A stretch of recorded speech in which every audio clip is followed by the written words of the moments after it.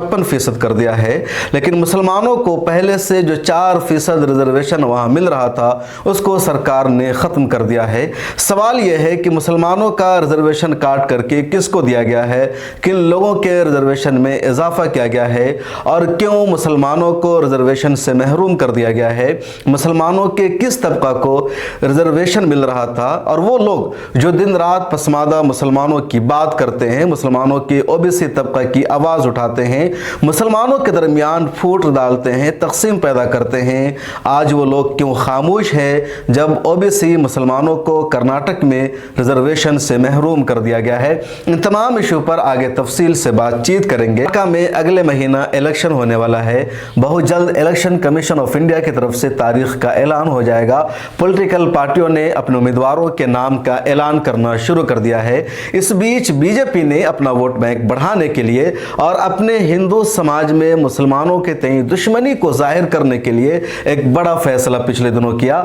जुमा को बीजेपी की कैबिनेट की मीटिंग हुई और कैबिनेट की मीटिंग के बाद बीजेपी के चीफ मिनिस्टर ने ऐलान किया कि रिजर्वेशन की शरह कर्नाटक में अब तक 50% थी, उसको बढ़ा करके 56% कर दिया गया है। और उस 56% के बावजूद अब तक जो मुसलमानों के ओबीसी समाज को 4% रिजर्वेशन दिया जा रहा था उसको ख़त्म कर दिया गया है। 56% रिजर्वेशन जो बढ़ाया गया उसमें 2% रिजर्वेशन बढ़ाया गया दलित समाज का और तकरीबन 4% बढ़ाया गया आदिवासियों का। दलितों को कर्नाटक में अब तक 15% रिजर्वेशन मिल रहा था, यानी एससी को।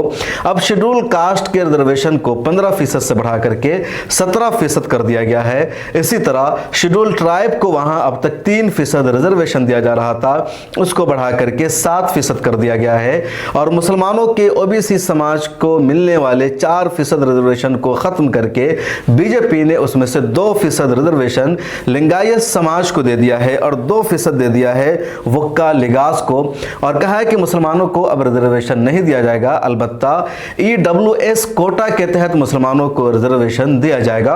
पिछले दिनों बीजेपी सरकार ने यह ऐलान किया था सेंटर में, बल्कि कानून पास किया था कि जो अपर कास्ट के लोग हैं या जनरल कैटेगरीज में आते हैं, उनमें जो माली तौर पर कमजोर है यानी इकोनॉमिकली जो वीकर सेक्शन है उनको रिजर्वेशन दिया जाएगा। और वो कोटा 10% रखा गया था जिसको ईडब्ल्यूएस कहा जाता है, यानी इकोनॉमिकली वीकर सेक्शन। चुनांचे बीजेपी की कर्नाटक सरकार ने फैसला किया कि कर्नाटक में मुसलमानों को सेंट्रल सरकार के इस 10% कोटा के तहत रिजर्वेशन दिया जाएगा और जो 56% रिजर्वेशन की शरह है वहां उसके तहत सीधे मुसलमानों के खिलाफ है और दूसरी कम्युनिटीज को खुश करने वाला है। और ये डायरेक्ट ये मैसेज दिया जा रहा है कि बीजेपी सरकार मुसलमानों को हर सतह पर कमजोर कर रही है।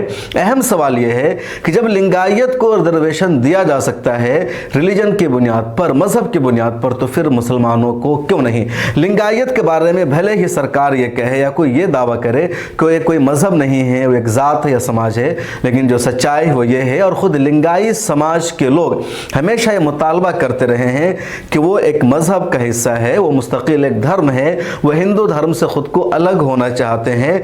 लगातार लिंगायत की तहरीक चल रही है कि हमको एक मजहब के तौर पर तस्लीम किया जाए। पिछले दिनों जब कर्नाटक में कांग्रेस की सरकार थी तो रिजर्वेशन भी पास हो गया था कि लिंगायत को अलग से मजहब माना जाएगा। बाद में कर्नाटक में कांग्रेस की सरकार खत्म हो गई, फिर मामला बीच में रह गया। अभी भी लिंगाइयों की यही मांग है, अब वो मुस्तकिल एक मजहब का हिस्सा है और उनको रिजर्वेशन दिया जा रहा है। तो फिर मुसलमानों के बारे में ये कहना कि रिलीजन की बुनियाद पर उनको रिजर्वेशन नहीं दिया जाएगा, ऐसा क्यों? अच्छा, सवाल यह है कि जो हमेशा हिंदुस्तान में रिजर्वेशन किसी को दिया जाता है, जो कानून में मौजूद है, दस्तूर में मौजूद है, वो है इकोनॉमिकली या सोशली बैकवर्ड होना, कमज़ोर होना, यही रिजर्वेशन की बुनियाद है। तो अब एक शख्स खा वो हिंदू हो या मुसलमान हो या किसी भी धर्म के मानने वाला हो, वो अगर बैकवर्ड है तो बैकवर्ड है, उसको रिजर्वेशन मिलना चाहिए। अगर वो को एक मरतबा फिर जोरदार झटका लगा है।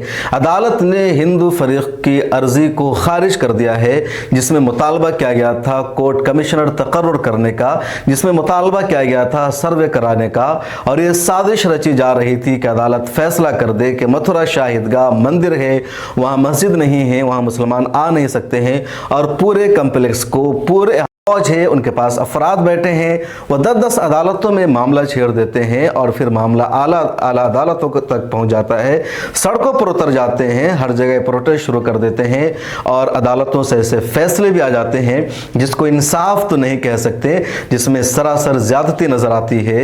ये साफ नजर आता है कि किसी दबाव में फैसला हुआ है या कि कोई हुक्म सुनाया गया है। अब मथुरा शाहिदगाह का मामला भी ज्यादा पुराना नहीं है, पार्लियामेंट का कानून मौजूद है, मौजूद ज्ञान वापी मस्जिद के मामले को छेड़ा गया, मथुरा शाहिदगाह के मामले को छेड़ा जा रहा है, बाबरी मस्जिद को उससे अलग कर दिया गया था, इसलिए उसको अब अलग रखे। ज्ञान वापी मामला में भी अदालत ने कोर्ट कमिश्नर का तकर्रुर कर दिया था, सर्वे का हुक्म जारी कर दिया था, जिसके बाद वहां कहा गया कि शिवलिंग पाया गया है और अभी भी उस मस्जिद के एक हिस्से को घेर दिया गया है, यानी वजू खाना को, और वहां नमाजियों पर कड़ी नजर रखी जाती है, आने जाने वालों की चेकिंग की जाती है और मामला एक तरह से मुश्किल हो चुका है। मथुरा शाहिदगाह के मामला में भी हिंदू फरीक का दावा है कि वो श्री कृष्ण की जन्मभूमि है, वहां पर मस्जिद या ईदगाह नहीं होनी चाहिए, मुसलमानों से वो जगह छीन लेनी चाहिए। कई मरतबा कोर्ट में मामला गया, हिंदू फरीक की अर्जी खारिज हो गई। एक मरतबा फिर एडीजी शशुम की अदालत में श्री कृष्ण जन्मभूमि मुक्ति न्यास के जो सरबराह है महेंद्र प्रताप सिंह, उन्होंने अर्जी दे रखी थी और उनकी अर्जी में यह मुतालबा किया गया था कि मथुरा शाहिदगाह के लिए कोर्ट कमिश्नर का तकर्रुर किया जाए, उसके अलावा इसके सर्वे कराने का फैसला सादर किया जाए। अदालत ने इस अर्जी को खारिज कर दिया है, लेकिन इस जैसी और भी कई लोगों ने अर्जी दायर कर रखी है। अब अगर अगली अदालत में यानी जिला कोर्ट से आगे हाई कोर्ट में मामला पहुंचता है तो बहुत अहम बात होगी। हिंदू फरीक की तरफ से जो लोग इस मुकदमा में पैरवीकार हैं, जिन लोगों ने अर्जी दायर कर रखी है, उनमें बड़ा नाम है दिनेश शर्मा का, आशुतोष पांडे का, वकील रंजना अग्निहोत्री का, हरिशंकर जैन और विष्णु शंकर जैन। इसमें से कुछ लोग ज्ञान वापी मस्जिद के मामले में भी थे। मुसलमानों की तरफ से सुन्नी वक्फ बोर्ड इन मामलों को देख रहा है या वहाँ की जो लोकल मस्जिद की कमेटी है उनकी इन मामलों पर नज़र है। All India Muslim personal law board Babri मस्जिद के मुकदमा को तो देख रहा था, इन मामलों में all India Muslim personal law board बराह रास्त नहीं आया है। मुस्लिम पर्सनल लॉ बोर्ड के जिम्मेदारों का कहना है कि यहाँ की जो लोकल इंतजामिया है, जो लोकल बॉडी है, खौ मथुरा शाहिदगाह का मामला हो या ज्ञान वापी का मामला हो, उनसे हम राब्ते में हैं, उनको हम सपोर्ट कर रहे हैं और हम चाहते हैं कि बज़ात